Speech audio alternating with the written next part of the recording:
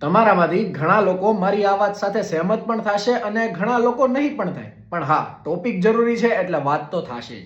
રાધે રાધે, હું છું કુશલ શેઠ.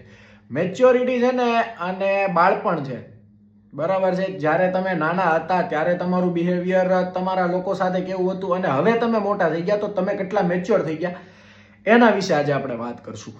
મેચ્યોરિટી ક્યાં રાખવી જોઈએ ને ક્યાં ન રાખવી જોઈએ એના વિશે આજે આપણે વાત કરશું. ઘણા ખરા લોકો આજકાલ છે ને ઓફિસ છે, જે પોતાનું કલ્ચર છે, ત્યાં મેચ્યોરિટી ભૂલી ગયા છે, ત્યાં મિત્રતા બનાવીને બેઠા છે.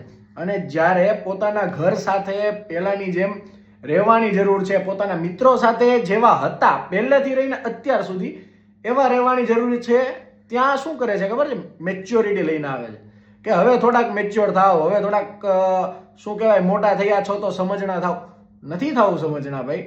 શું કામ સમજણા થવું જોઈએ? એ વ્યક્તિઓ પાસે, જે વ્યક્તિઓએ તમારું બાળપણ જોયું છે, જે વ્યક્તિઓએ તમારું અત્યારનું વર્તમાન જોયું છે, જે તમારી સાથે ફ્યુચર પણ જોવાના છે, ત્યાં મેચ્યોરિટીનો કાંઈ પણ ફાયદો નથી. તમારા કામથી કામ રાખવાની જે જગ્યા છે ત્યાં મેચ્યોરિટી જરૂરી છે અને બાકી બધી જગ્યાએ તમે જેવા હતા એવા જ રહેવાની જરૂર છે. તો બસ આજ માટે એટલું જ.